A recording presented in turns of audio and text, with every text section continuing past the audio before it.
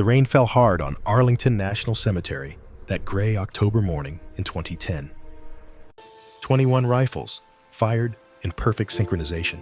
The sound echoed across rows of white headstones stretching toward a horizon that seemed to have no end.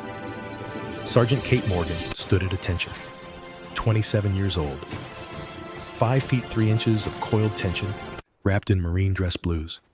Her face was stone.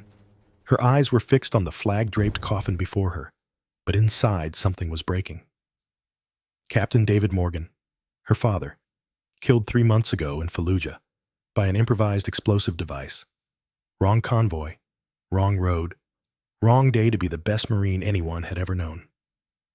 The honor guard folded the flag with mechanical precision.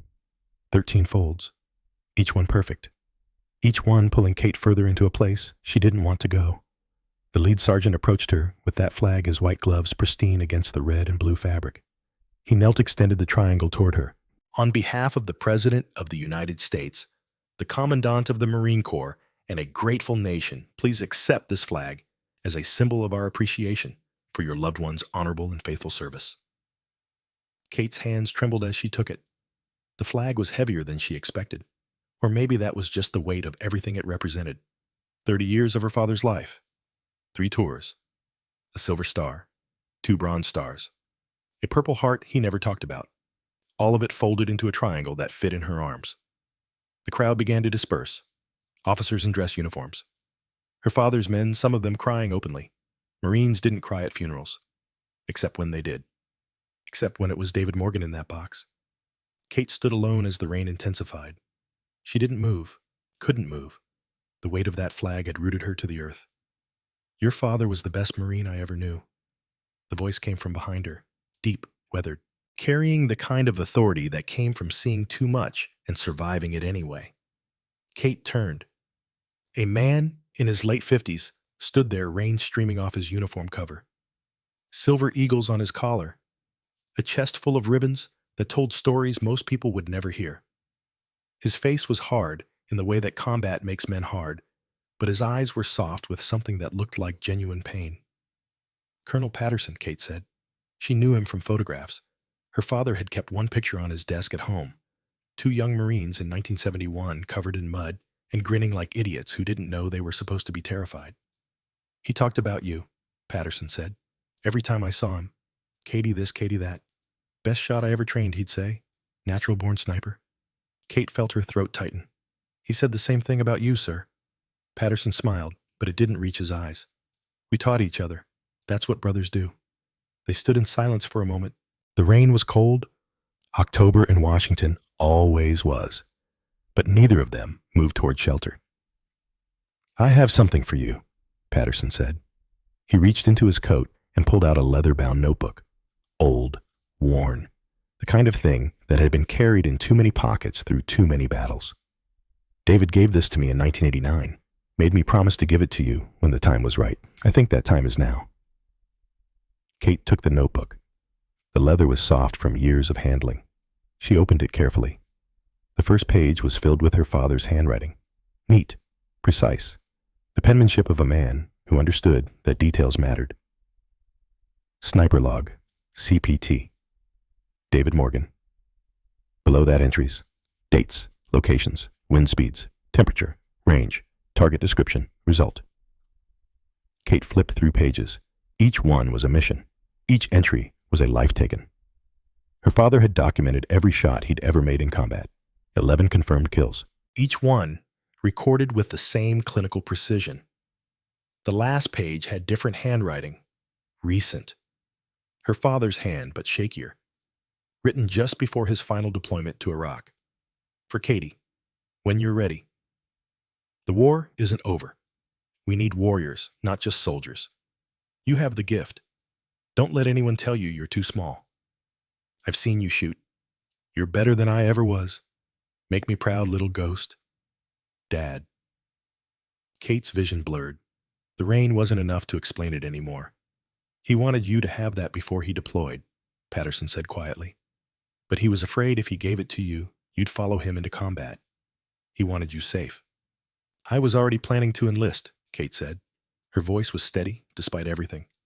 I told him after his deployment. After he came home. He never came home. No, sir, he never did. Patterson put a hand on her shoulder. The gesture was paternal in a way that made Kate's chest ache. What are you going to do now, Sergeant? Kate closed the notebook. She held it against her chest, right next to the folded flag. 2 pieces of her father.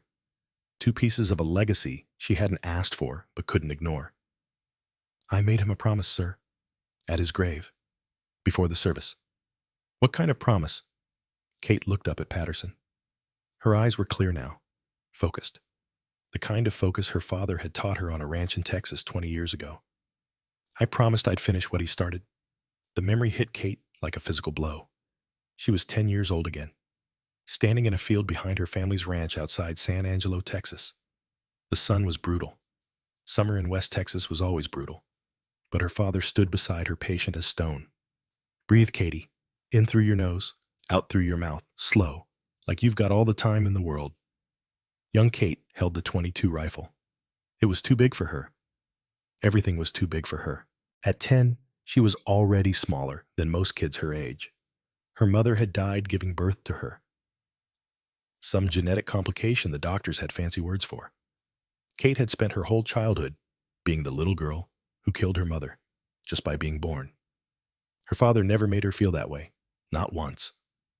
I can't hit it, Daddy, young Kate said. The target was a tin can on a fence post 200 yards away. She'd been shooting for an hour, hadn't hit it yet. Yes, you can, her father said. You're trying too hard. Shooting isn't about forcing it. It's about letting it happen. I don't understand. Her father knelt beside her. His face was sunburned. His hands were calloused from ranch work. But his eyes were kind in a way that made Kate feel safe. You see that stand of bamboo over there? He pointed to a cluster of plants her grandmother had planted years ago. They swayed in the hot wind, bending almost horizontal, but never breaking. Yeah. That's you, Katie. Not the oak tree, not the mesquite, the bamboo. I don't get it. The oak is strong, rigid. When the storm comes, the oak stands tall, refuses to bend. And what happens? Kate thought about it. It breaks. But the bamboo bends with the wind. Looks like it's going to snap. Looks weak. But when the storm passes, the bamboo is still standing. The oak is firewood. Young Kate looked at the bamboo. It was still bending in the wind, still surviving. You're small, Katie. People are going to tell you that matters. They're going to say you can't do things because you're a girl, because you're little, because you're not strong enough. You know what you're going to do. What? You're going to bend. You're going to let them think whatever they want. And then you're going to show them they were wrong, not with words, with results. Her father stood and stepped back. Now stop trying to muscle that rifle. Let the shot happen. Young Kate took a breath. She thought about bamboo, about bending, about being small and still surviving. She exhaled slowly, squeezed the trigger without thinking about it. The rifle cracked. The tin can flew off the fence post. There's my girl, her father said, natural-born shooter. Kate stood in her apartment in Oceanside, California, 3 days after the funeral. The leather notebook was open on her kitchen table. She'd read every entry a dozen times. Each mission, each shot, each careful notation about wind and distance and the weight of taking a human life. Her father had been methodical, clinical, but on the margins of some pages, he'd written notes that weren't about shooting. Anderson saved my life today. I owe him. Lost Jenkins to a sniper. I should have seen it. I should have been faster. Sometimes I wonder if I'm making any difference.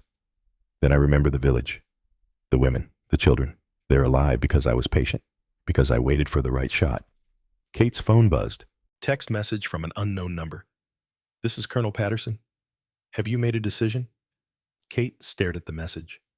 She knew what he was asking. They'd talked briefly after the funeral.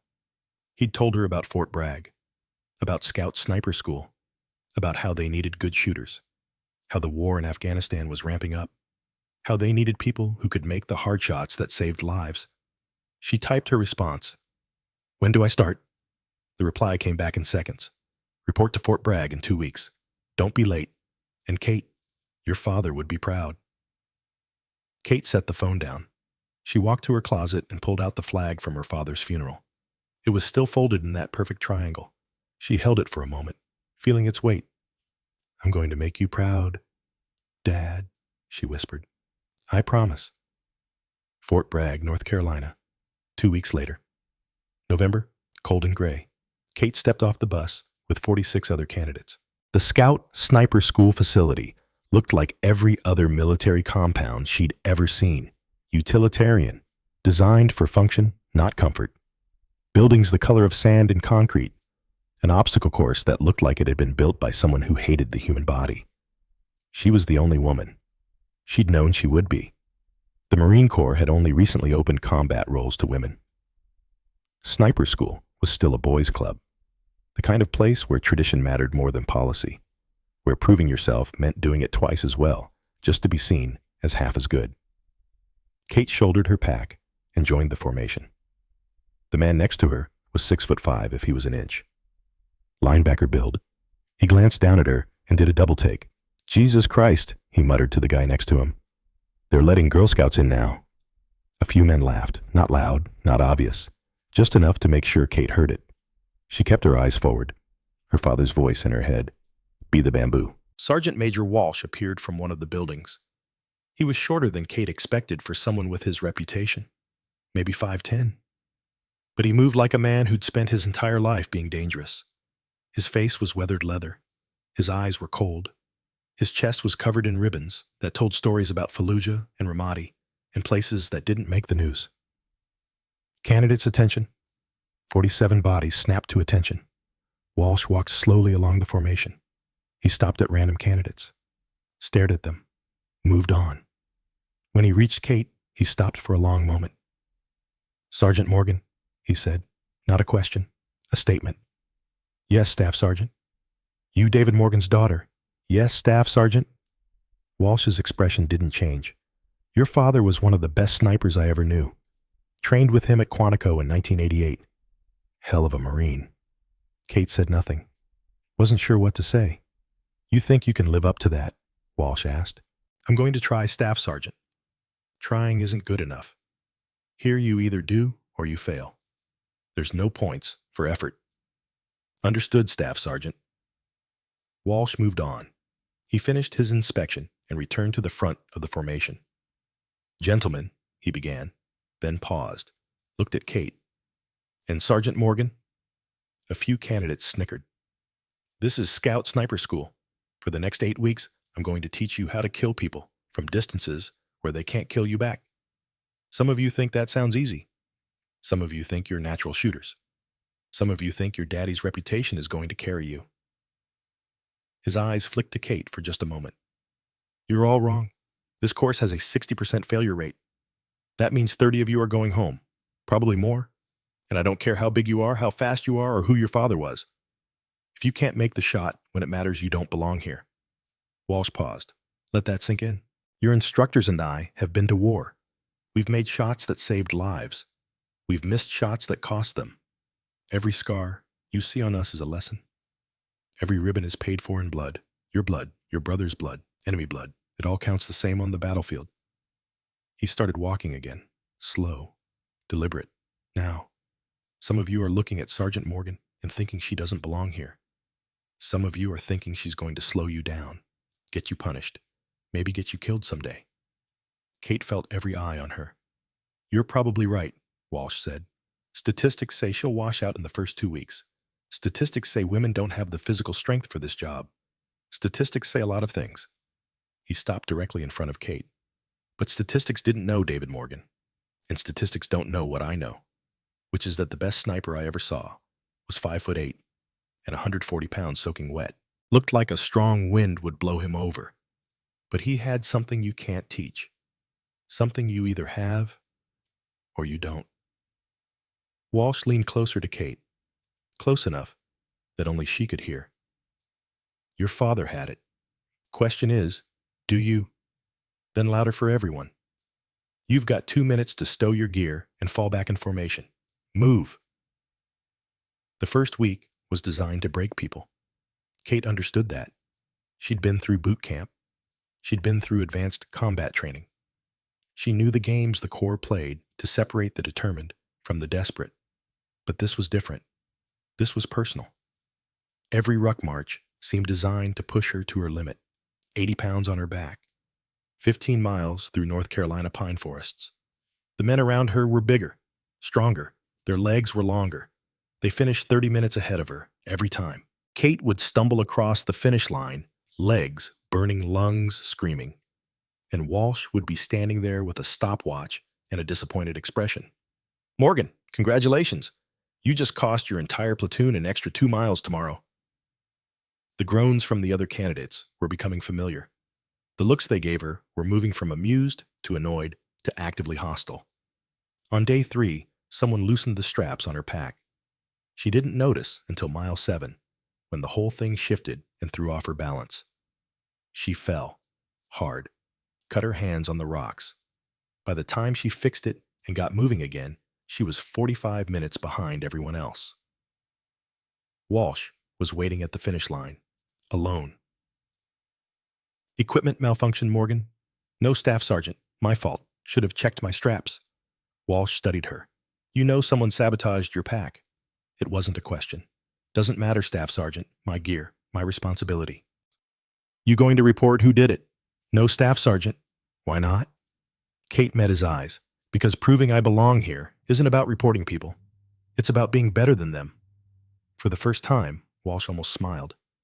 Almost. "Get cleaned up, Morgan, and double-check your gear tonight, every night. These men don't want you here. Some of them will do anything to make sure you fail." "I know, Staff Sergeant." "Good. Now drop and give me 50 for being last. Again." Kate dropped, started counting. By push-up 30, her arms were shaking. By 40, she was barely moving. At 45, her body gave out. She collapsed onto the dirt. "Get up, Morgan." She couldn't. Every muscle was done. "I said get up." Kate forced herself to stand. Every fiber of her being wanted to quit. But she thought about her father, about the promise, about the bamboo that bends but doesn't break. Walsh knelt beside her. His voice was quiet, almost kind. "You want to door drop on request? No shame. Go home. Find a different path. Nobody would blame you." Kate looked up at him. Her face was dirty. Her hands were bleeding from the fall. Her body was broken, but her eyes were clear. "No, Staff Sergeant." "No what?" "No. I'm not dropping. I made a promise. I'm keeping it." Walsh studied her for a long moment. Then he stood and offered his hand. Kate took it. He pulled her to her feet with surprising gentleness. "Finish your push-ups tomorrow, before breakfast. All 50. Understood?" "Yes, Staff Sergeant." Dismissed. Kate walked toward the barracks. Every step hurt. Behind her, she heard Walsh on his radio. "Patterson? It's Walsh. Yeah, I know what time it is. Listen about Morgan. You were right. She's got it. Just thought you should know." Kate lay in her bunk that night. The barracks were quiet, except for snoring and the occasional cough. Everyone was exhausted. But Kate couldn't sleep. Her body hurt too much. Her mind was too active. She pulled out her father's notebook. The leather was soft in her hands. She'd been carrying it in her cargo pocket every day, a reminder, a talisman, a connection to someone who understood what she was trying to do. She flipped to a random page, an entry from April. Mission: provide overwatch for platoon patrol. Location 3 clicks south of Firebase Hawk. Target NVA sniper. 100 meters. Wind 15 knots variable. Temperature 95 degrees. Took me 8 hours to get into position. Crawled through jungle so thick I couldn't see 3 feet ahead. By the time I had line of sight, the sun was almost down. Wind was all over the place. I had 1 shot, maybe 2 if I was lucky.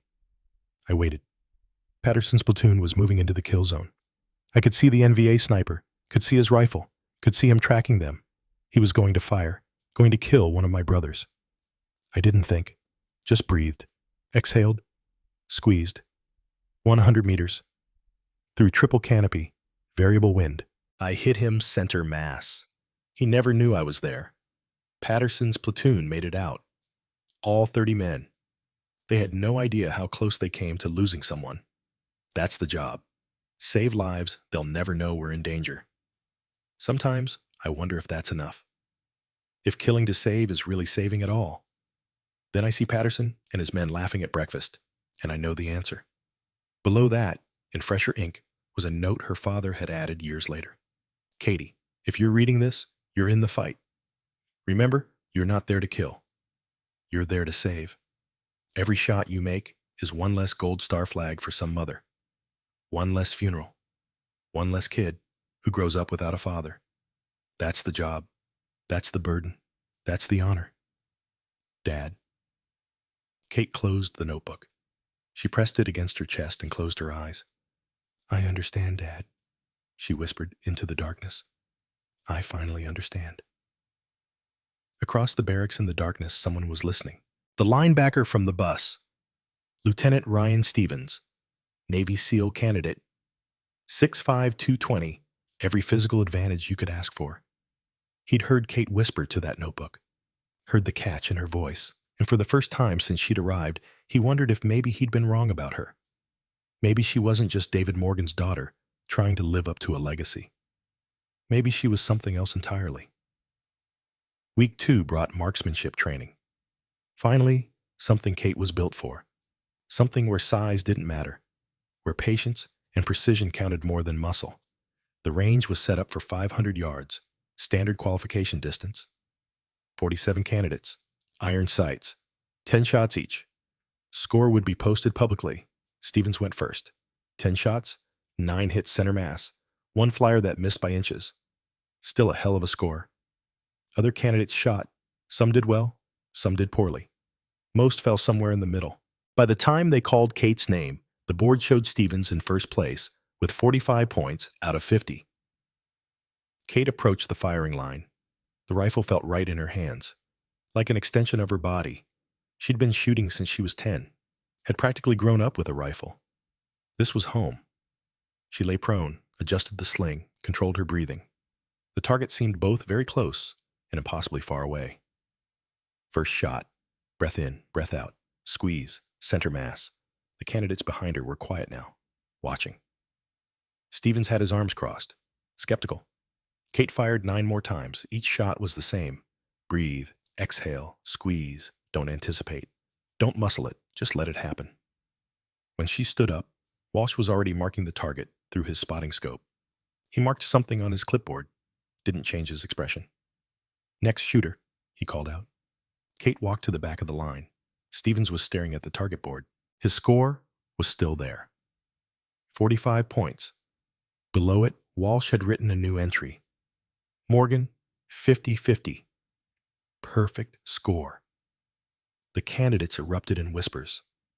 Someone said it must be a mistake. Someone else said the target was closer for her. Stevens just stared at the board like it had personally insulted him. Walsh called for attention. Everyone shut up immediately. Some of you seem surprised that Morgan shot a perfect score. Some of you think it's luck. Some of you think I went easy on her because of who her father was. He let that hang in the air. You're all idiots. That target was the same distance for everyone. The conditions were the same. The rifle was the same. The only difference is that Morgan has been shooting since before some of you hit puberty. Her father trained her on that ranch in Texas. You know what he taught her? Nobody answered. Patience, breath control, the fundamentals that most of you think you're too good to practice. You think shooting is about being strong, about muscle, about forcing the rifle to do what you want. Walsh walked over to Kate, gestured at her. She's 5'3" and 125 pounds. She can't muscle anything, so she learned to do it right. And right beats strong every single time in this job. He turned back to the group. This isn't football. This isn't wrestling. This is precision. This is chess at 1,000 yards. And some of you just learned that the person you've been mocking is better at it than you are. Now get back on that line and show me you can learn something. That night, Stevens found Kate at the cleaning station. She was breaking down her rifle. Methodical. Careful. The way her father had taught her. Stevens stood there for a moment, watching. Finally cleared his throat. Kate looked up. Lieutenant? Sergeant, that was damn fine shooting today. Thank you, sir. Stevens shifted his weight. Uncomfortable. Look, I wanted to apologize for the Girl Scouts' comment on the bus. That was out of line. Kate went back to cleaning her rifle. Don't worry about it, sir. I've heard worse. That doesn't make it right. No, sir, it doesn't, but getting angry about it doesn't change anything either. Stevens watched her work for another moment. Your father really trained you every summer, from age 10 until I enlisted. He said shooting was 90% mental, 10% trigger control. What about physical strength? Carrying gear, long movements. Kate looked up at him. What about it? You're struggling with the physical stuff, rucks, obstacle course. That matters too. I know it does. That's why I'm working on it. Are you just surviving it? Kate set down her cleaning rod. Lieutenant, with respect, what do you want from me? You want me to quit? You want me to admit I don't belong here? No. I'm just trying to understand. Why are you doing this? Why put yourself through something that clearly doesn't play to your strengths? Kate picked up her father's notebook, held it up. You see this? This is my father's sniper log. Every mission, every shot, every life he saved by taking a life. She opened it to the last page, showed Stevens her father's final note. He wanted me here. He believed I could do this. And I promised him I would. So no, Lieutenant, I'm not quitting. I'm not dropping. I'm going to pass this course. And then I'm going to deploy. And then I'm going to do what he did. I'm going to save lives the only way a sniper can. Stevens read the note. When he looked up, his expression had changed. The skepticism was gone. In its place was something that looked almost like respect. Fair enough, Sergeant, fair enough. He started to walk away, then stopped. For what it's worth, that perfect score today, that wasn't luck. That was exceptional shooting. Kate felt something loosen in her chest. Thank you, sir. That means something. Stevens nodded and left. Kate went back to cleaning her rifle. But for the first time since arriving at Fort Bragg, she allowed herself a small smile. The harassment didn't stop with Stevens' change of heart. If anything, it got worse from a different direction. Sergeant Jake Crawford, 3rd Platoon, 24 years old, son of retired General Crawford, 3rd-generation Marine from a family that treated the Corps like a birthright. He'd been watching Kate since day one, not with Stevens' competitive skepticism, with something darker. Something that looked like genuine anger that a woman had invaded his sacred space. Kate first noticed him during week 4. She was at the rifle range practicing off hours, alone, or so she thought.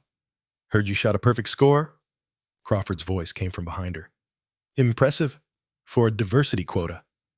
Kate didn't turn around, kept her rifle pointed downrange. I shot a perfect score because I'm a good shooter. Quota has nothing to do with it. Sure. And Daddy's reputation had nothing to do with you getting into this course. Now Kate turned. Crawford was big. 6'3", 220, had his father's jaw and his father's arrogance. My father's dead, died in Fallujah. His reputation is earned in blood, not handed down like a trust fund. Crawford's face darkened. You calling me a trust fund, kid? I'm saying some people earn their place, others inherit it. You figure out which one you are. Crawford stepped closer. Invasion of personal space.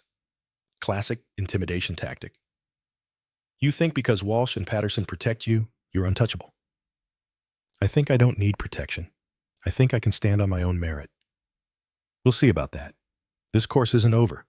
Lots of accidents happen in training, especially to people who don't belong. He walked away before Kate could respond. That night, Kate found her rifle scope had been tampered with. Not broken, just loosened enough to throw off her zero. Subtle, deniable, effective. She fixed it, said nothing, but filed the information away. Crawford was making himself an enemy, and Kate had learned long ago that you documented your enemies, learned their patterns, waited for them to reveal their weaknesses. Week 7 brought the stalking exercise, the final test before qualification. Candidates had to crawl 1,000 yards through North Carolina brush without being spotted by instructors with optics. Most of the physical specimens washed out here. Big men couldn't make themselves small. Fast men couldn't make themselves patient. Kate lay prone for 7 hours. 7 hours without moving more than an inch at a time. 7 hours of watching instructors sweep the field with high-powered scopes. 7 hours of being so still that a bird landed on her ghillie suit and didn't realize she was human. Walsh had been on the scope that day, scanning, searching, finding candidate after candidate, Stevens made it 600 yards. Got spotted because his breathing made the grass move. Captain Alex Cruz from Marine Recon made it 400. Got spotted because he shifted his weight wrong and created a shadow. One by one, candidates were identified and eliminated. By hour 6, only 3 remained. Kate was one of them. At hour 7, Walsh's voice came over the radio. "Candidate Morgan, stand up." Kate's heart sank. She'd been spotted. After 7 hours, she'd been spotted. She stood up slowly, joints screaming, muscles locked from being still so long. She was at 950 yards, 50 yards short of the target. Walsh walked toward her. The other 2 candidates were still hidden somewhere in the field. When he reached her, his expression was unreadable. "How long were you there, Morgan?" 7 hours, Staff Sergeant." "Did you move?" "Only when I had to breathe, Staff Sergeant, and only inches at a time." Walsh nodded slowly. "I didn't spot you." Kate blinked. "Staff Sergeant, I said I didn't spot you. I watched that exact area for 40 minutes. Knew someone was there, could feel it, but I never saw you, not once. You know why I called you up." "No, Staff Sergeant." "Because the exercise ended 10 minutes ago. The other 2 candidates got spotted. You were the only one left. I had to call you up, because otherwise you'd still be lying there." Walsh smiled then. First real smile Kate had ever seen from him. "Your father had a call sign. They called him Ghost, because enemy snipers never saw him, never knew he was there until their men started dropping. You just earned the same call sign. Congratulations, Ghost. You passed." 2 nights before graduation, Crawford made his move. Kate was returning from the latrine. 0200 hours. Dark, quiet. Then 3 figures stepped out of shadows. Crawford and 2 of his platoon mates. "Going somewhere, Morgan." Kate stopped. Assessed. 3 on 1. No witnesses. Bad odds. But she'd trained for worse on Chicago streets. No. Wait. Texas streets. She'd grown up in Texas. Not Chicago. She'd grown up fighting. That was all that mattered. "Going to bed, Crawford? Suggest you do the same. See, that's the problem. I can't sleep knowing someone like you is about to graduate from this course. It's an insult to every real Marine who earned this." Kate kept her hands visible, relaxed, ready. "Real Marine, I've got the same test scores you do. Better scores. Because Walsh went easy on you. Because Patterson protects you. Because Daddy's ghost is pulling strings." Crawford stepped closer. "Time someone taught you a lesson about the real course. The one that doesn't have room for women playing soldier." He moved fast, reached for Kate's collar. Meant to intimidate. Maybe rough her up. Make her scared enough to DOR before graduation. But Kate had fought for survival her whole life. Had faced men twice Crawford's size who wanted to hurt her. This was amateur hour.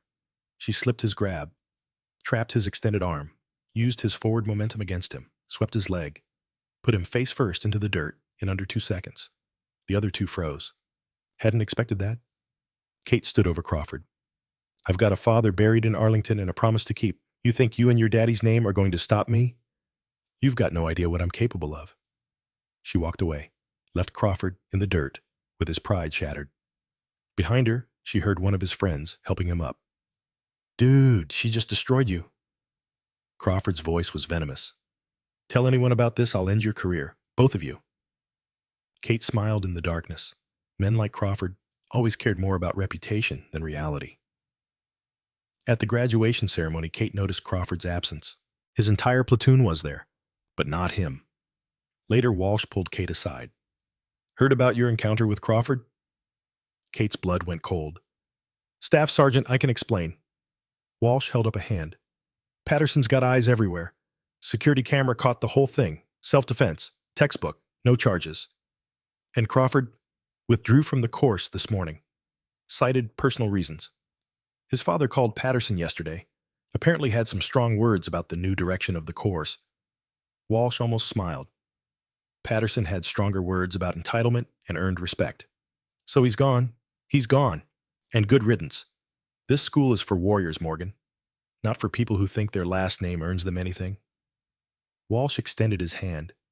"You earned every bit of that patch. Never doubt that." Kate shook his hand, felt something settle in her chest. Vindication. Recognition. Proof that the system, however flawed, still rewarded merit over politics.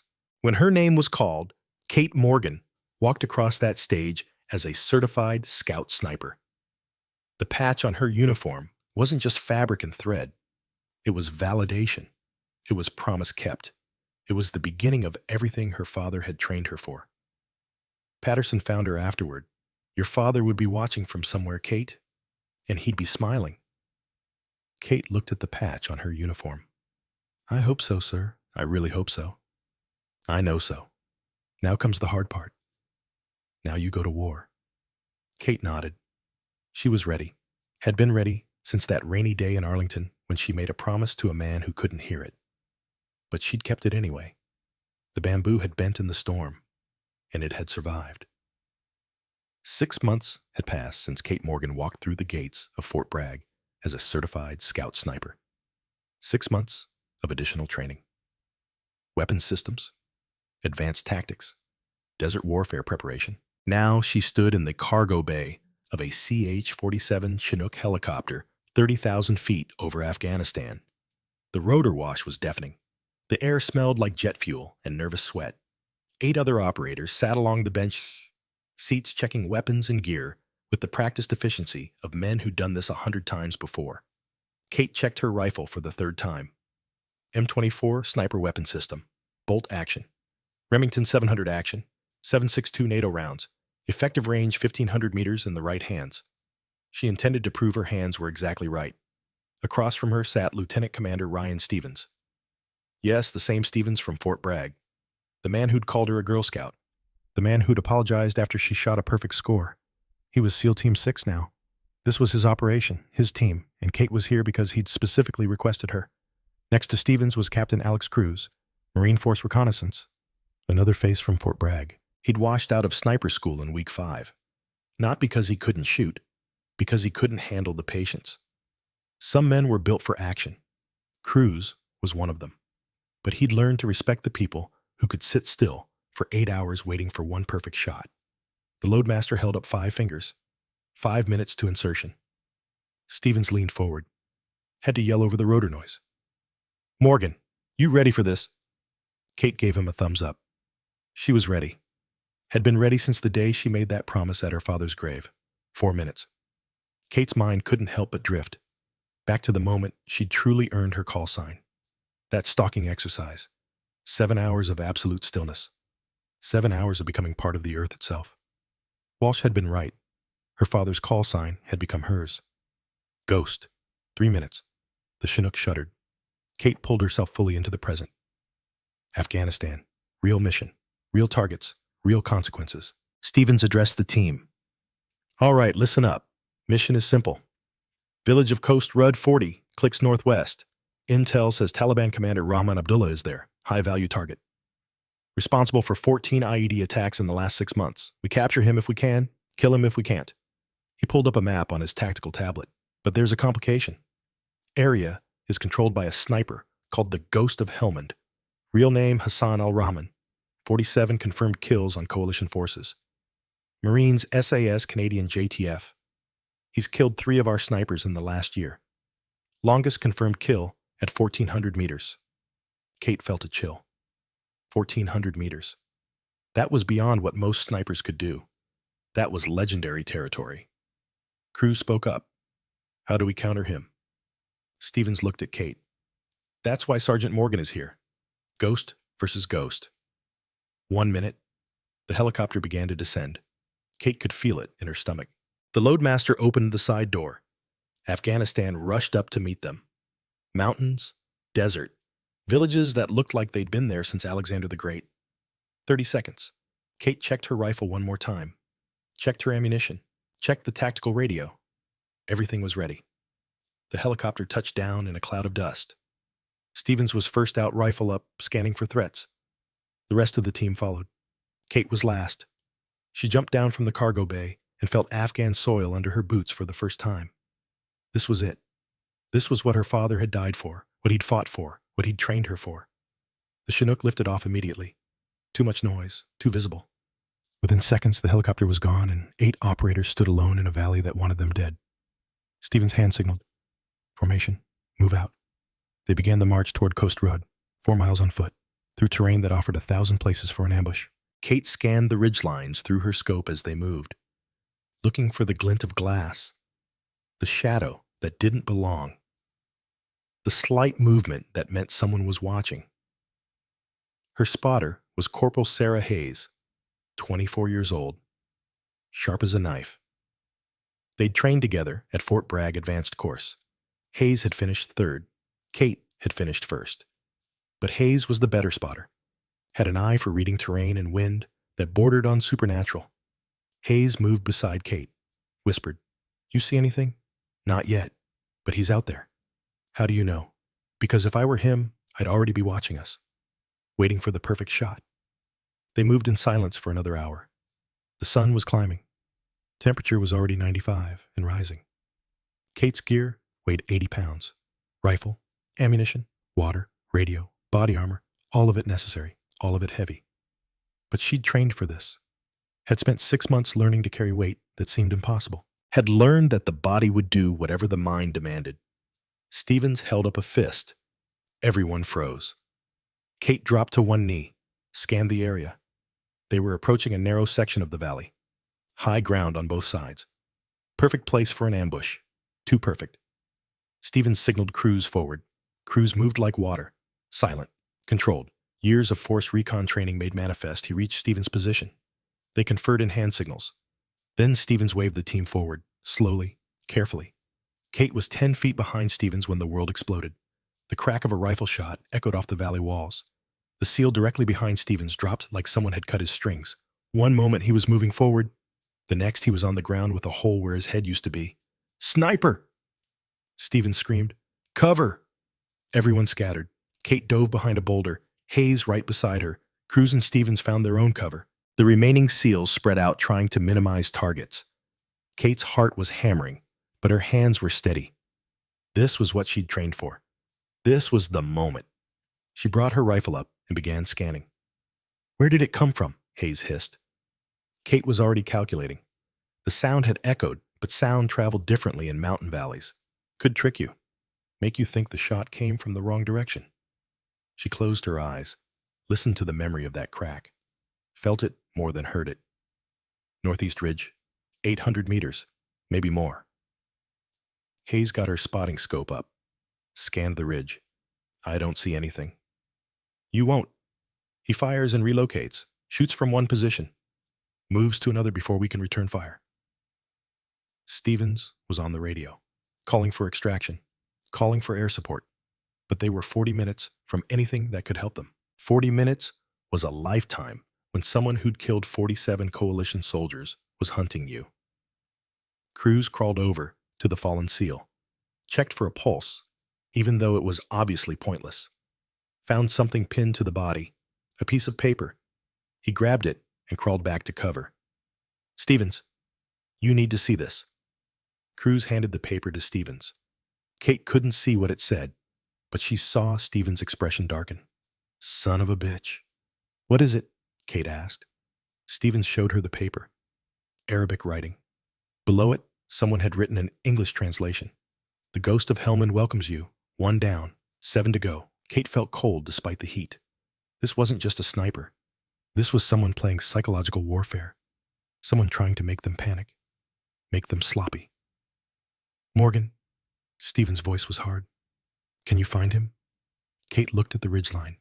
800 meters at least, maybe 1,000. Variable wind, heat shimmer, and a target who knew he was being hunted by someone good. "Yes, sir." "How?" Kate looked at Stevens. "I'm going to make myself a target. When he shoots at me, I'll find him." Hayes grabbed Kate's arm. "That's insane. He'll kill you." "Not if I see him first." Stevens stared at her. "You're serious?" "Yes, sir. It's the only way. We can't advance with him out there. We can't retreat. Air support is 40 minutes away, so either I find him or we sit here and let him pick us off one by one." Cruz spoke up. "Why would he take the shot? He knows it's a trap." Kate smiled. It wasn't a pleasant smile. "Because I'm going to make him angry." 20 minutes later, Kate was set up on a rooftop of an abandoned compound 200 meters from their original position. She'd moved carefully, used every bit of cover. Hayes was beside her with the spotting scope. Kate had done something that went against every instinct. She'd removed her helmet, tied her hair back in a visible ponytail, made it obvious from a distance that she was a woman. Hayes was horrified. "What are you doing? Taliban fighters have a code. They don't respect women soldiers. Seeing a woman sniper in his territory is an insult he can't ignore." "So you're using yourself as bait?" "That's exactly what I'm doing." Kate settled into position, checked her sight picture, calculated wind speed using the dust patterns in the valley, estimated temperature drop as the sun moved, did everything her father had taught her. Then she waited. 1 hour passed, the sun moved across the sky. Kate didn't move, barely breathed, became part of the rooftop. Hayes beside her was equally still. This was what they'd trained for, the patience that separated true snipers from everyone else who could shoot. 2 hours. Hayes whispered, "Maybe he's not coming." "He's coming. I can feel him watching." 3 hours. The sun was lower now. Kate knew. The ghost operated at dawn and dusk. Perfect light for shooting. The golden hour when shadows were long and targets were clear. Then she saw it. A glint. 1,100 meters out. Northeast ridge. Just a flash of reflected light off glass. Most people would miss it, but Kate had spent 8 weeks learning to see what others couldn't. "There," she breathed. 1,100 meters, northeast, behind the boulder cluster. Hayes swung her scope. Scanned. Scanned again. "I don't see anything." "He's there. I saw the scope reflection." "Kate, that's impossible. That's over 1,000 meters." "I know exactly how far it is, and he's there." Kate adjusted her aim, put her crosshairs on the boulder cluster, started her breathing pattern, in through the nose, out through the mouth, so slow, controlled, heart rate dropping. Then the world went into slow motion. Kate saw the muzzle flash before she heard the shot, saw it, and was already moving. The bullet hit the sandbag 2 inches from where her head had been. Close enough that she felt the supersonic crack. Close enough that Hayes screamed. But Kate was already firing back. Her shot left the barrel before her conscious mind registered she'd pulled the trigger. Pure instinct, pure training, the muscle memory of 10,000 practice shots, the rock where the ghost had been exploded in a shower of stone fragments. But he was already gone, moved in the second after his shot, fast, professional. "Damn," Kate muttered. "He's good." Hayes was breathing hard. "That almost killed you." Kate was calm, ice calm. "Almost, but now I know where he is and how he moves." The next 10 minutes were a deadly chess match. The ghost fired from a new position. Kate returned fire, forced him to relocate. He killed a Marine on the perimeter with a headshot at 900 meters. Kate suppressed his position, made him move again. Stevens was on the radio. "Morgan, kill this guy." "Working on it, sir." Kate was studying the terrain through her scope, watching how the ghost moved between positions. There was a pattern, had to be. The valley had limited cover at that distance. He was using wind patterns and terrain features to mask his movement. She calculated. If he moved left, he'd be exposed for 3 seconds.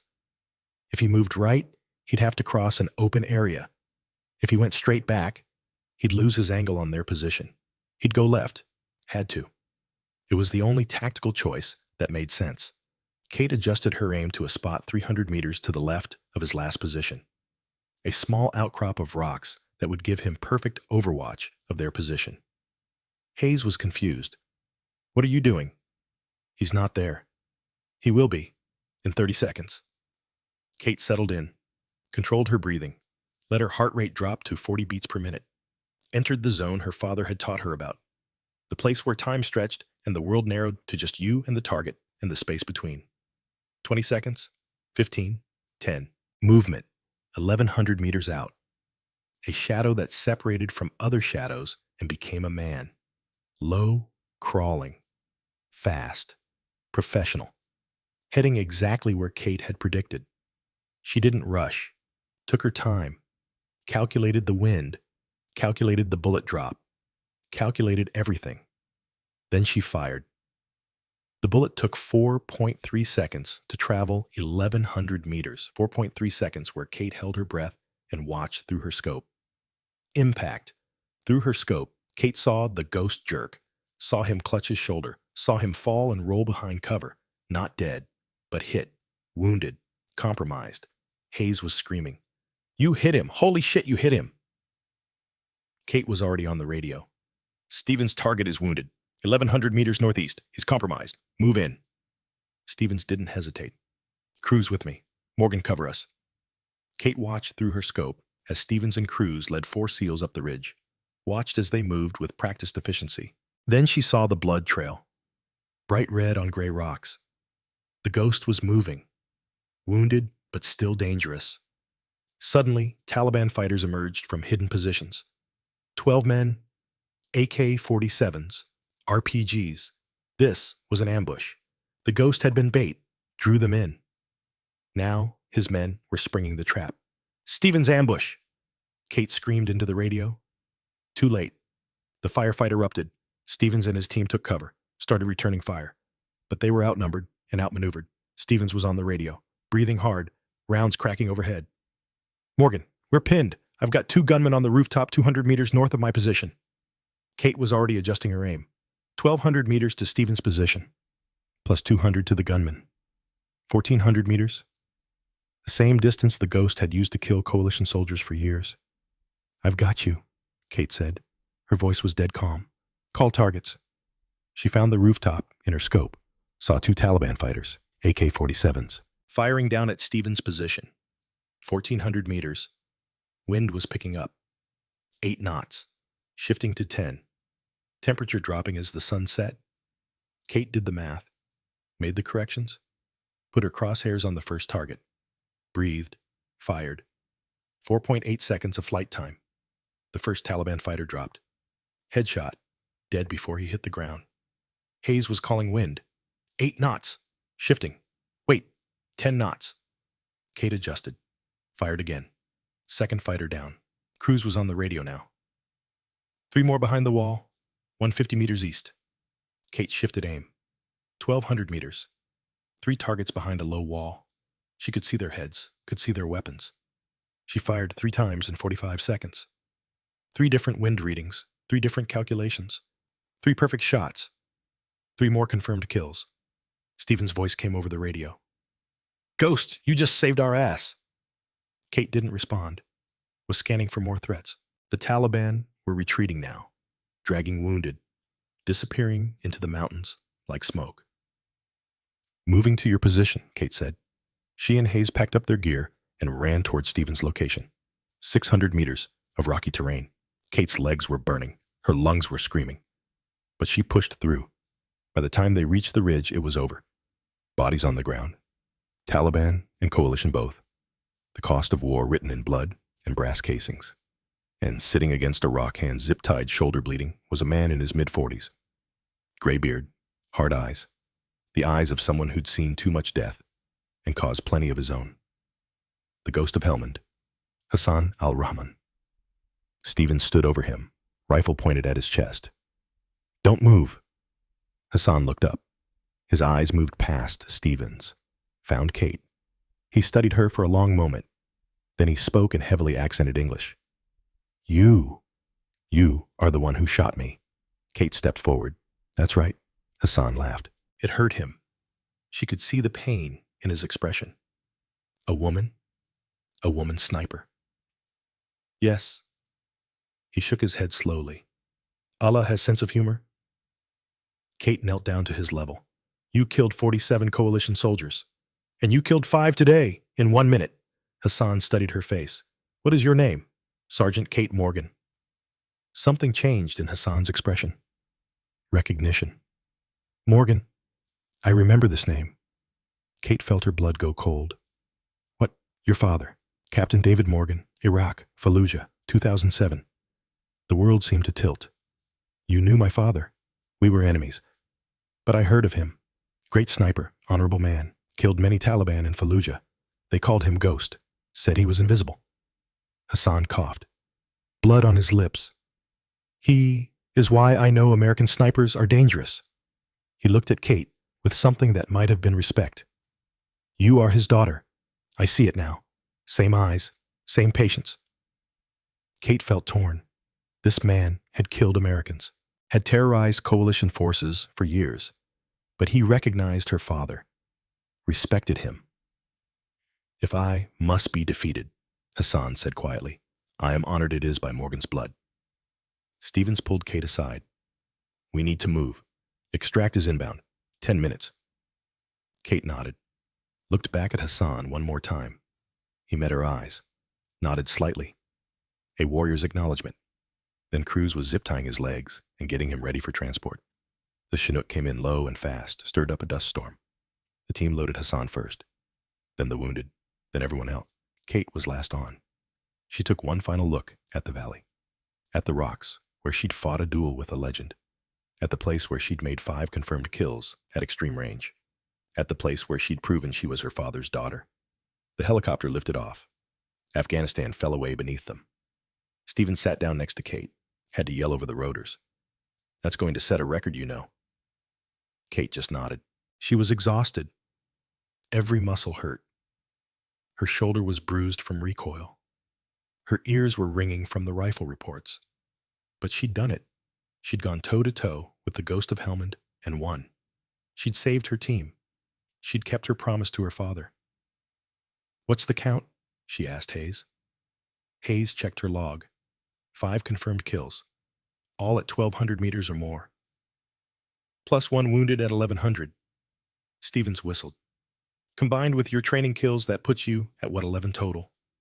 Kate leaned her head back against the hull, closed her eyes, saw her father's face, heard his voice. I'm proud of you, Katie. So damn proud. 3 weeks later, Kate stood in Forward Operating Base, Leonidas. She'd just come from an intelligence briefing. Hassan had talked, given up locations, names, plans. The mission was a success. Rahman Abdullah had been captured 2 days later, based on Hassan's intelligence. Kate was walking back to her hooch when Stevens found her. Got a minute? Ghost? Sure, sir. They walked to the edge of the base, looked out at the Afghan mountains. The sun was setting, painting everything gold and purple.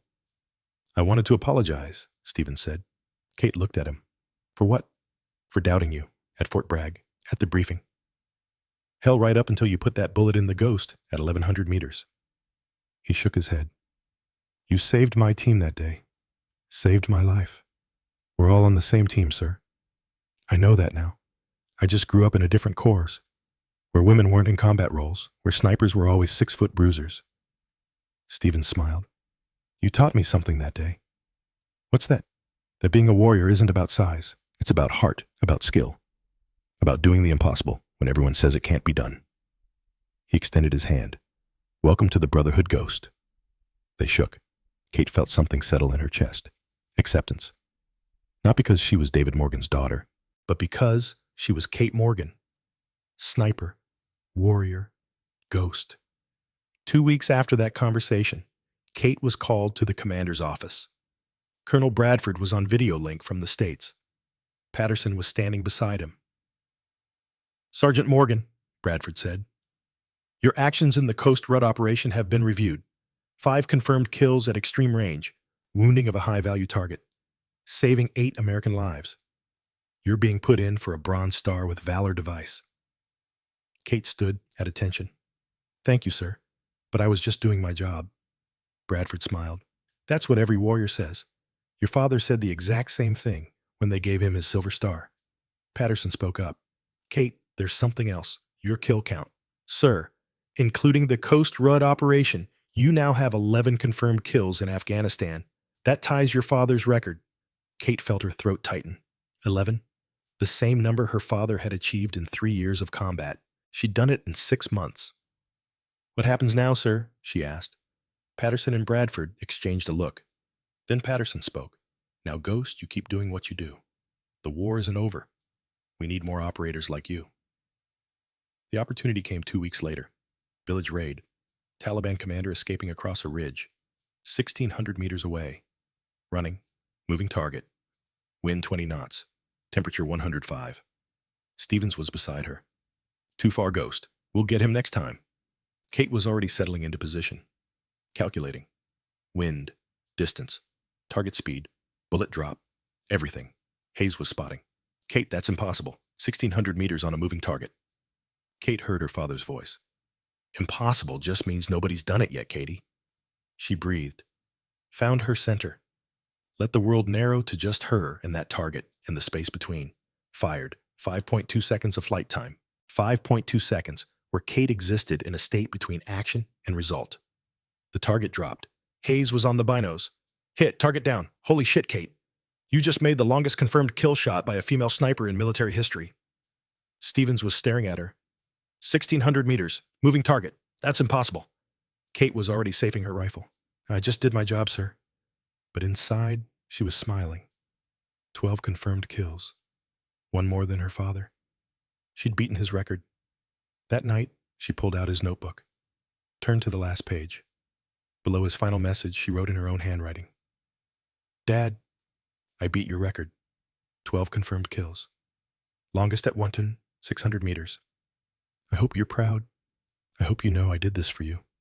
For them. For everyone who trusted me to make the shot when it mattered. I'm Ghost now, just like you. The legacy continues. Love, Katie. She closed the notebook, held it against her chest, and for the first time since his funeral, she let herself cry. Not from sadness, from relief, from accomplishment, from the knowledge that she'd kept her promise. The bamboo had bent in the storm, and not only had it survived, it had thrived. 3 months had passed since Kate Morgan made the impossible shot at 1,600 meters. 3 months since she'd broken her father's record and earned a place in military history. Now, she stood in the cargo hold of a C-130 transport plane heading home to the States. The bronze star was in her dress uniform pocket, still in its presentation case. She'd received it in a ceremony at Bagram Airfield 2 weeks ago. General Bradford had flown in personally to pin it on her chest. The whole thing felt surreal, like it had happened to someone else. Kate pulled out her father's notebook. The leather was more worn now, stained with Afghan dust and sweat. She'd carried it on every mission, read it before every shot. It had become her ritual, her connection to the man who'd made all of this possible. She opened to the last page. Her own handwriting stared back at her. 12 confirmed kills.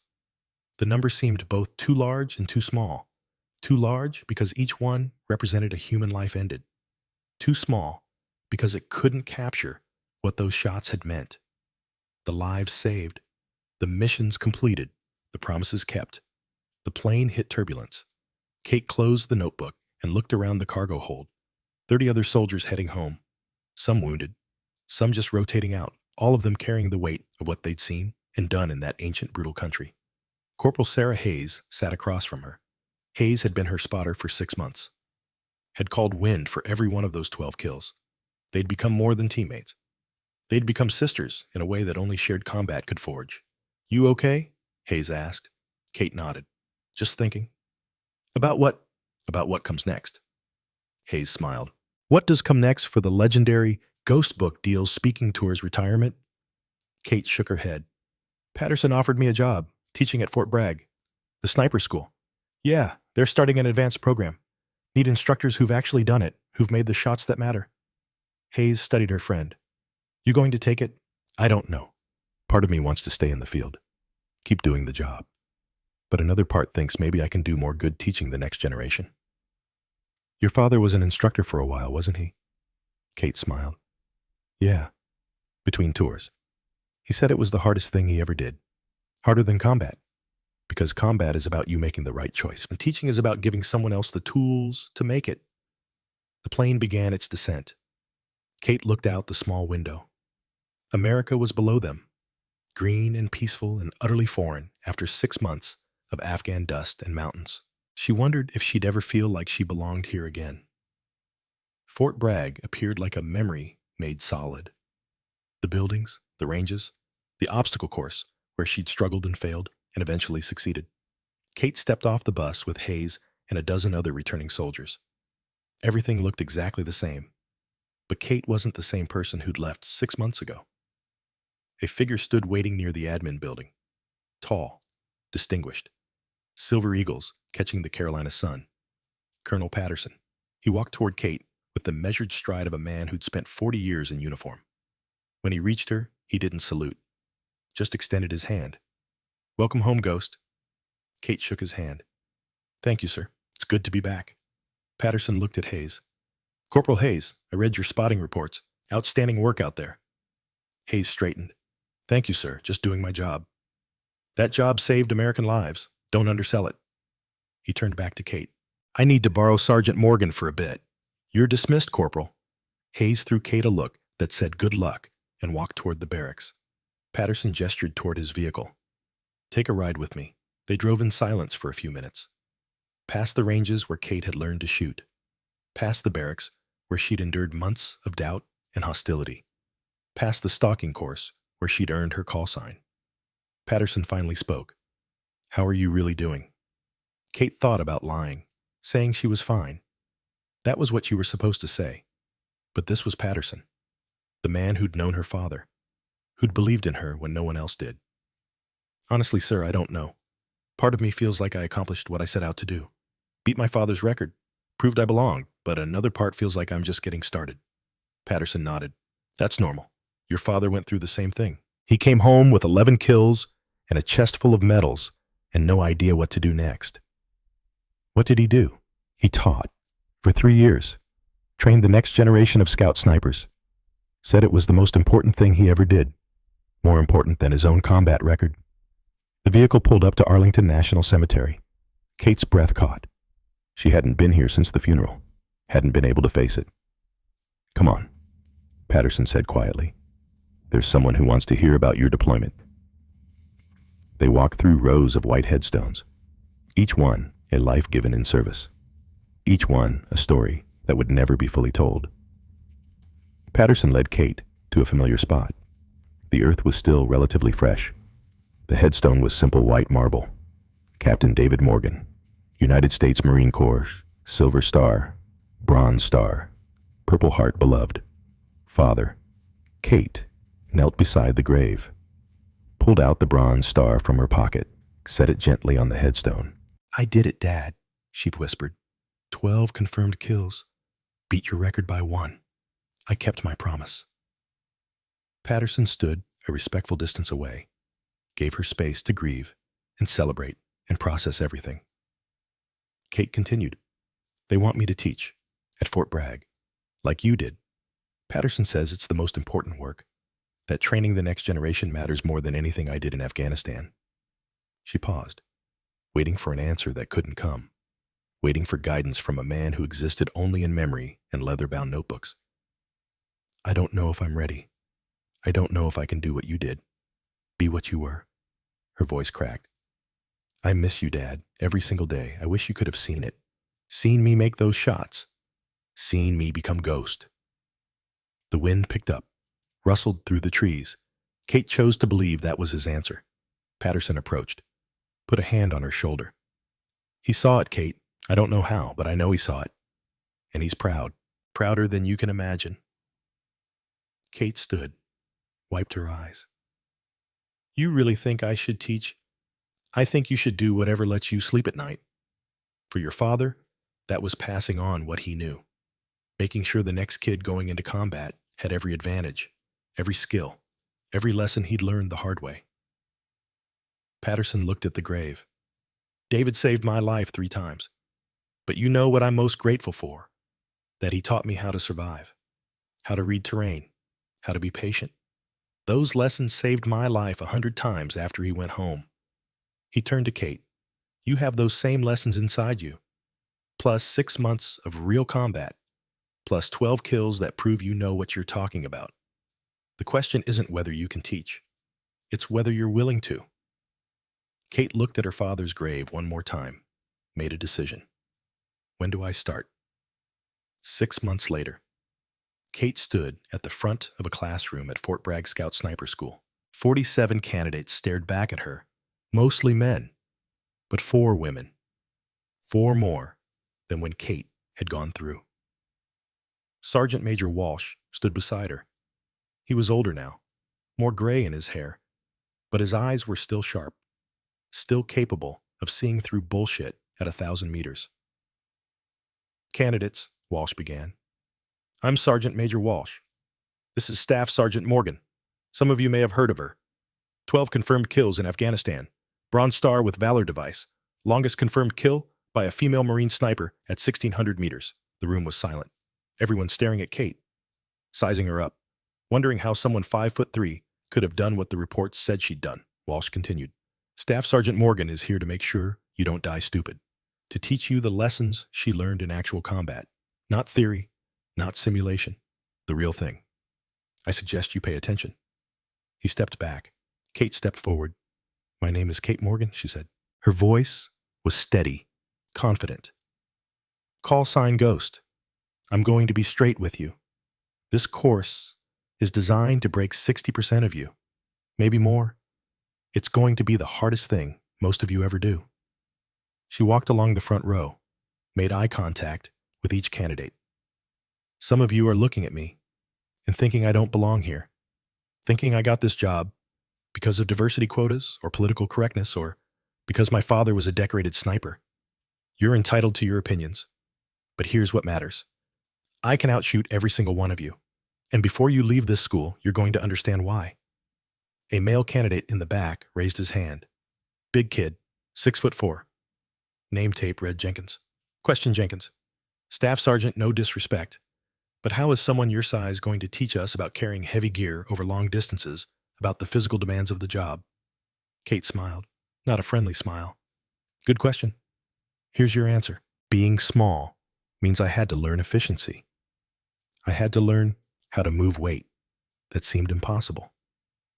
I had to learn that the body will do whatever the mind demands if you're willing to pay the price." She walked toward Jenkins, stopped right in front of him. "You know what I learned in Afghanistan? Jenkins, I learned that size doesn't matter at 1,500 meters. Strength doesn't matter. The only thing that matters is patience and precision and the willingness to take the shot when it counts." Kate turned back to address the whole room. "This course will teach you how to shoot, how to stalk, how to survive in hostile territory. But more than that, it will teach you patience. Because that's what separates snipers from everyone else who can pull a trigger. The ability to wait, to be still, to become a ghost." Over the next 8 weeks, Kate poured everything she knew into those 47 candidates. She taught them the fundamentals her father had taught her: breath control, trigger squeeze, reading wind, and mirage.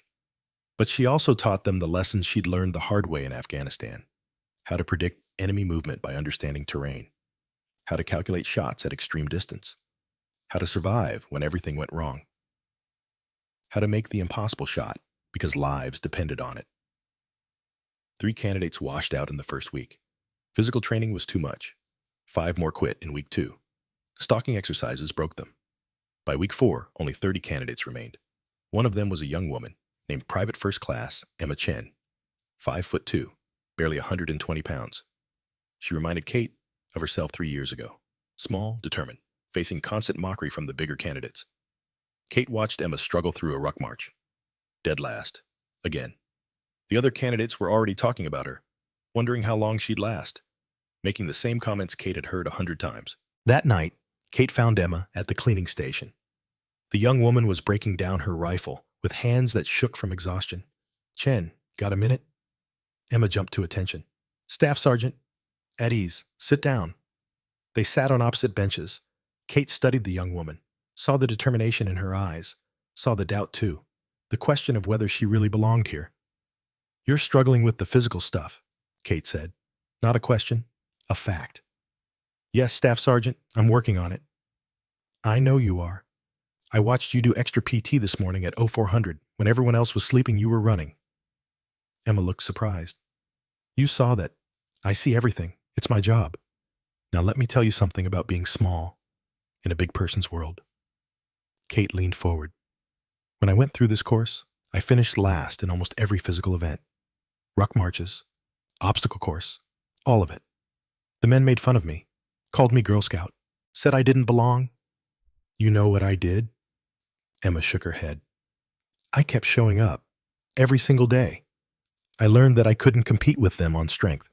So I competed on precision, on patience, on the one thing that actually matters in this job. Kate tapped her temple. I competed here, in the mind, and by the end, I was the best shooter in my class. But I'm not just struggling physically. Staff Sergeant, I'm struggling with the shooting too. My groups are all over the place at 1,000 meters. Kate stood up. Come with me. They walked to the range. Kate opened the arms room and pulled out her personal rifle. The same M24 she'd carried in Afghanistan. The same rifle that had made 12 confirmed kills. Take a shooting position. Emma lay prone. Kate handed her the rifle. Don't shoot yet. Just look through the scope. Tell me what you see. Emma put her eye to the scope. I see the target, 1,000 meters out. What else? I see the crosshairs. Keep looking. Emma was quiet for a moment. I see the mirage, heat waves rising off the ground. Good. What else? The flag, moving in the wind, maybe 8 knots. Kate smiled. Now you're seeing. Most shooters look at the target. Good shooters see everything around the target. The wind, the mirage, the light, the shadows. All of it tells you something. She knelt beside Emma. My father taught me something when I was 10 years old. He said shooting isn't about forcing the rifle to do what you want. It's about letting the shot happen naturally, like breathing. Emma looked up at Kate. How do you do that? By being patient. By waiting for the perfect moment. By understanding that sometimes the hardest thing to do is nothing. Kate stood up. You've got the skills, Chen. You just need confidence. And confidence comes from repetition. So here's what we're going to do. Every night after training, you and I are coming out here. We're going to shoot until your groups tighten up. Until you can hit at 1,000 meters in your sleep. Emma's eyes widened. You'd do that for me? Someone did it for me. Now I'm paying it forward. For the next 4 weeks, Kate and Emma met at the range every night. They shot in perfect conditions and terrible ones. In daylight and darkness. In wind and rain. Emma's groups slowly tightened. Her confidence grew. By week 8, she was shooting scores that rivaled the best male candidates. Qualification day arrived. Jenkins shot first. 8 hits. Barely qualified. The 4 women candidates all passed. Emma shot last. Kate watched through her spotting scope as Emma settled into position. Saw the young woman take a deep breath. Saw her relax. Into the rifle. The way Kate had taught her. 800 meters. 3 perfect shots. Center mass. 1,000 meters. 2 center mass. 1 slightly off center. All hits. 1,200 meters. This was where most people struggled. Where the wind and distance conspired to make you doubt everything you knew. Emma took her time. Kate watched her reference the wind flags. Watch the mirage. Wait for the perfect moment. First shot. Perfect center. Second shot. Perfect center. Third shot. Emma paused. 30 seconds. 60. Waiting for something only she could feel. Then she fired. Through the scope, Kate saw the hit. Perfect center. 9 for 9. Perfect score. Walsh marked his clipboard. Chen, perfect score. 9 out of 9. Only the third in this course's history. He looked at Kate. The other 2 were her instructor and her instructor's father. Emma met Kate's eyes across the range. Kate nodded once. The student had matched the master. That night, Kate found Emma sitting alone near the barracks, staring up at the stars. Mind if I sit? Emma shook her head. Kate sat down beside her. You did it, Kate said. Perfect score. Your father would be proud. Emma looked at her. How did you know? Know what? That my father was military, that he died in combat. Kate smiled sadly. Because I recognized the look in your eyes. The weight you carry. I carry the same one. They sat in silence for a moment. He was Army, Emma said quietly. Ranger. Died in Iraq in 2008. I was 14. I promised him I'd serve. That I'd make him proud. You did, Kate said. What you did today, that perfect score, that's not just about shooting. That's about honoring his memory. About being the warrior he trained you to be. Emma wiped her eyes. Did it ever get easier? Missing him. Kate thought about that. No, it doesn't get easier, but it gets different. The pain becomes part of you, becomes fuel. becomes the reason you push harder than everyone else and the reason you never quit. That night, Kate found Emma alone under the stars. Without words, she handed her father's notebook to the young woman.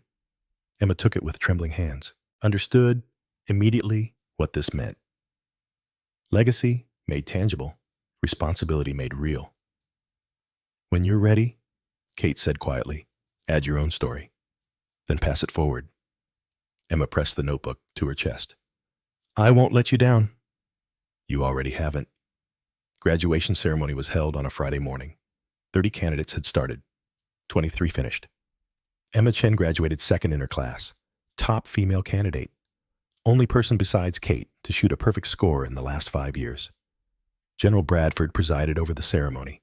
Colonel Patterson stood beside him. Both men in dress uniforms covered in ribbons that told stories of decades in service. When Emma's name was called, Bradford shook her hand personally. Outstanding work, Private Chen. Your father would be proud. You knew him, sir. I commanded his battalion in Iraq. He was one of the best Rangers I ever had the privilege of serving with. I see the same fire in you. Emma saluted. Returned to formation. But Kate saw the tears in her eyes, saw what it meant to have her father's commander recognize her accomplishment. After the ceremony, families gathered. Emma's mother was there. Small Asian woman in her 50s. She hugged her daughter tight and whispered things Kate couldn't hear. But she didn't need to hear them. She understood. Patterson found Kate at the edge of the crowd. You did good work with them. They did the work. I just showed them the path. That's what teaching is. Your father understood that. Now you do too. Kate watched Emma with her mother, watched the pride and pain mixed together, the way military families always looked at graduations, proud of what their children had accomplished, terrified of where they were going next. She's going to be good, Kate said. Better than good. She's going to save lives, just like you. 2 years passed. Kate continued teaching at Fort Bragg, trained 6 classes, over 140 students. 73 graduated. 12 of them were women. All of them carried something Kate had given them. But Kate felt the pull. The call back to combat. Teaching was important. She believed that now. But she was still young, still capable, still had shots left to take. She deployed to Afghanistan again. 3rd tour, Staff Sergeant Morgan. Call sign still Ghost. Emma Chen was there too. Now a corporal. They'd both completed 2 additional tours since that first deployment. Emma had earned her Silver Star, had made 10 confirmed kills across 3 tours. Now, Emma was back as Kate's partner. Their roles had evolved. They were equals now. Both instructors, both combat veterans, both legends in their own right. They'd become a team spoken about in hushed tones. 2 women, both small, both quiet, both deadly at distances that seemed impossible. In 8 months, they made 16 combined confirmed kills. Kate's total was up to 18. Emma had 10 of her own. But this deployment was different. The war was winding down. Troops were pulling out. The missions became less frequent. The targets harder to find. Kate spent more time training Afghan National Army soldiers than engaging the enemy. One morning, Kate and Emma sat on a rooftop in Kabul, watching the sunrise over the Hindu Kush. The city was waking up. Calls to prayer echoing from 1,000 mosques. Life continuing despite years of war. You ever think about what comes after? Emma asked. After what? After this? After the war? After all of it? Kate thought about that. I think about teaching. About going back to Fort Bragg. Passing on everything we've learned out here. You're good at it. Teaching. The students worship you. Kate smiled. They worship the idea of me. The legend. Ghost who made 18 kills, who shot at 1,600 meters. They don't know the real me. Who's the real you? Kate was quiet for a long moment. The real me is David Morgan's daughter. Someone who made a promise at her father's grave and kept it. Someone who learned that being small doesn't mean being weak. She looked at Emma. The real me is scared. Every single day. Scared I'm going to make the wrong call. Miss the shot that matters. Let down the people counting on me. But you never have, Emma said. In 3 tours, you've never missed a shot that mattered. Not yet, but there's always a next time. They sat in silence, watch the sun climb higher. My father used to say that the hardest part of being a sniper wasn't pulling the trigger, Kate said. It was living with the responsibility afterward, knowing that your shot saved lives, knowing that if you'd missed, your brothers would have died. Do you think about them? The people you killed? Every single one. I see their faces sometimes, wonder who they were. If they had families, they thought that they were fighting for something righteous too. Kate pulled out her notebook, her father's notebook. It was almost full now. Her entries from Afghanistan, Emma's entries from 3 tours. Soon there'd be no room left for new pages. But then I remember why I did it. Remember Stevens and Cruz and Hayes and everyone else who got to go home because I made the shot. That's what lets me sleep. That's what makes it bearable. Emma nodded. Patterson told me something once. After my first kill, he said that warriors don't fight because they hate what's in front of them. They fight because they love what's behind them. Kate smiled.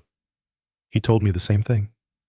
3 months later, Kate stood in the Pentagon, full dress blues, chest covered in ribbons, Bronze Star, Purple Heart from a mission gone wrong in her second tour, Afghanistan Campaign Medal, Global War on Terrorism Medal, others.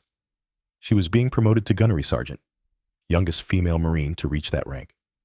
The ceremony was small, military personnel only, but Patterson was there. Walsh was there. Stevens had flown in from Virginia Beach. Even General Bradford attended.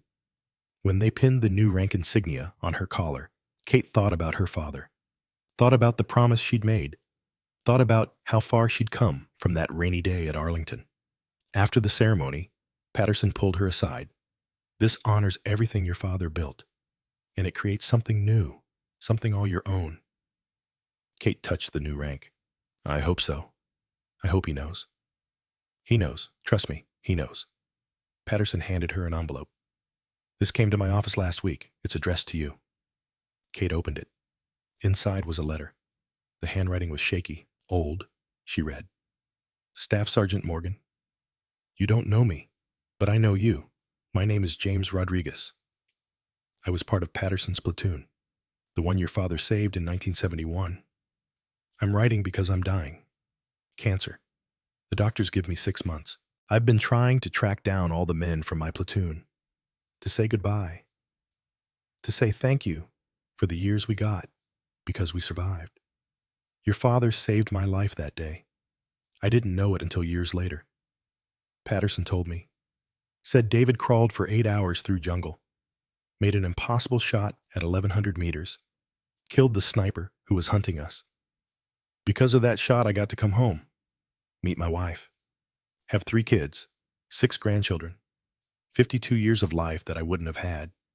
I just wanted you to know, wanted you to understand what your father's service meant, not in the abstract, in the concrete reality of a life lived.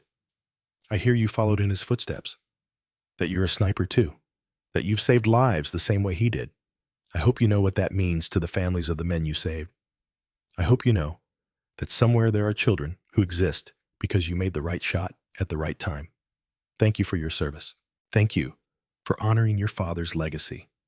And thank you for giving other families what your father gave mine.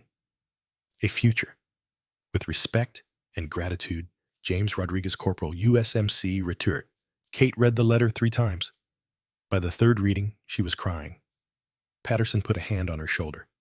That's why we do it, Kate. Not for the medals, not for the recognition. For the James Rodriguezes of the world. For the lives lived because we did our job. 5 years later, Kate Morgan stood at the entrance to Fort Bragg Scout Sniper School. She was 32 years old now. Gunnery Sergeant Morgan, Director of Advanced Sniper Training, 3 combat tours, 18 confirmed kills, Bronze Star, Purple Heart, more ribbons than she could count. But today wasn't about her accomplishments. Today was about the 47 new candidates standing in formation. 47 men and women who wanted to become snipers, who wanted to learn the most difficult, most important job in the infantry. Among the training staff was a familiar face. Staff Sergeant Emma Chen. Emma had completed 2 more combat tours after their time together, had earned her Silver Star in Helmand Province, had made 10 confirmed kills across 4 deployments. Now, she was here to teach the next generation. Kate smiled, seeing her. The student had become the teacher. The cycle was continuing. Kate stepped in front of the formation. My name is Gunnery Sergeant Kate Morgan, call sign Ghost. I'm the director of this school. For the next 8 weeks, my instructors and I are going to try to break you. Not because we're cruel, because this job demands it. Because out there beyond these gates, there are Americans in harm's way who need someone watching over them. Someone who can make the impossible shot. Someone who refuses to miss. She walked along the formation, made eye contact with each candidate. Some of you know my story. Daughter of a decorated sniper. Made 18 confirmed kills in Afghanistan. Longest confirmed kill by a female Marine at 1,600 meters. You might think that means you'll get special treatment from me. You're wrong. You'll get the same treatment my father got, the same treatment I got when I went through this course. You'll get the truth. Hard, unforgiving, necessary. Kate stopped in front of a small female candidate at the end of the formation. The girl couldn't be more than 5 feet tall, looked like a strong wind would blow her away.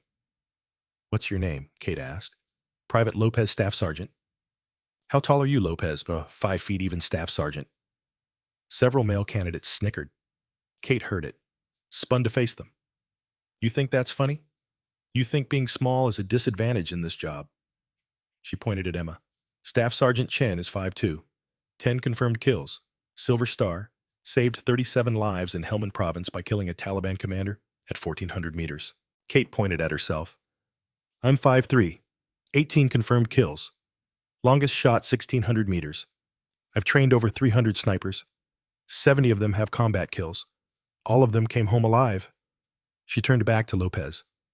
Being small means you're a smaller target, means you can hide in places big men can't, means you have to be smarter, more patient, more precise. In this job, that's not a disadvantage. That's an advantage if you're willing to use it. Kate addressed the entire formation again. This school has one rule. Results matter. Size doesn't. Strength doesn't. Gender doesn't. The only thing that matters is whether you can make the shot when it counts. Everything else is just noise. Over the next 8 weeks, Kate and Emma pushed those candidates harder than they'd ever been pushed. Taught them everything they knew. The fundamentals and the advanced techniques. The mental game and the physical demands. The ethics and the mathematics. The patience and the precision. 30 candidates graduated. Lopez was one of them. Finished 7th in her class. Shot a perfect score on qualification day. The 4th person in the school's history to do it. At the graduation ceremony, Lopez's family was there. Her father, retired Army Ranger. He had tears in his eyes, watching his daughter receive her Scout Sniper patch. After the ceremony, he found Kate. Staff Sergeant Morgan, I wanted to thank you. For what, sir? For seeing what I saw in my daughter. For not letting anyone tell her she couldn't do this because of her size. For teaching her that being small is an advantage. Kate smiled. I didn't teach her that, sir. Someone taught it to me a long time ago. I'm just passing it on. Your father, and others. A colonel who believed in me. A sergeant major who pushed me. A SEAL who learned to respect me. All of them gave me something. Now I give it to the next generation. The retired ranger extended his hand. That's how it should be. That's how warriors live forever, through the people they teach. That evening, Kate stood alone at the memorial wall in the Fort Bragg Sniper School headquarters. Names were engraved on the black granite. Snipers who'd died in combat. Heroes who'd made the ultimate sacrifice. Near the bottom was a new addition. Fresh. The stone still sharp-edged. Staff Sergeant Emma Chen, KIA Afghanistan, 2024, Silver Star, 10. Confirmed kills. She taught us how to survive. 6 months. It had been 6 months since the Chinook brought Emma home in a flag-draped box. 6 months since Kate stood at another funeral, handed another folded flag to another grieving mother, and felt the weight of every lesson she'd ever taught. Emma hadn't died making a shot, hadn't died doing the job they'd trained for. An IED on a routine patrol. Wrong road, wrong day. The same randomness that had taken Kate's father. The same brutal mathematics of war that took the good ones alongside everyone else and made no distinction between heroes and the unlucky. Kate traced Emma's name with her finger. The stone was cold, final. "You were supposed to carry it forward," Kate whispered. "You were supposed to teach them what I taught you. You were supposed to survive." But Emma hadn't survived, and Kate was left holding pieces of a legacy that felt heavier with every name added to the wall. She pulled out the notebook from her pocket. Emma had added 7 entries before she died. 7 missions, 7 shots, 7 lives saved by taking others. Her handwriting was neat, precise, just like Kate's, just like her father's, before her. Below Emma's final entry, Kate had written nothing. Couldn't. Every time she tried, the words stuck in her throat. But standing here now, 6 months later, Kate finally understood. You say thank you. You say the sacrifice mattered. You say the legacy continues because that's what warriors do. They fall so others can rise. They die so the mission lives. Kate pulled out a pen, wrote slowly. Emma Chen taught me that legacy isn't about living forever. It's about making sure what you built survives after you're gone. She built warriors. She built hope. She built something bigger than herself. The bamboo may have broken, but it planted seeds. Those seeds are growing now in every student she touched. That's immortality. That's what heroes do. KM. She closed the notebook, pressed it to her heart, then turned away from the wall. Emma was gone, but her students remained. 23 graduates who carried her lessons, who would teach others, who would continue the cycle Emma had given everything to protect. That was the job. That was the burden. That was the honor. Kate turned from the memorial wall, walked toward the range. She could hear rifle fire in the distance. The next class was already training, already learning, already becoming the ghosts who would protect the next generation. Kate pulled out her father's notebook. It was completely full now, every page covered in entries. Hers from Afghanistan, Emma's from 4 tours, other instructors adding their lessons, their missions, their hard-won wisdom. She opened to the last page. Below Emma's final entry and her own tribute, Kate wrote one more thing. To whoever reads this next, you carry the legacy of every name in this book. We were warriors.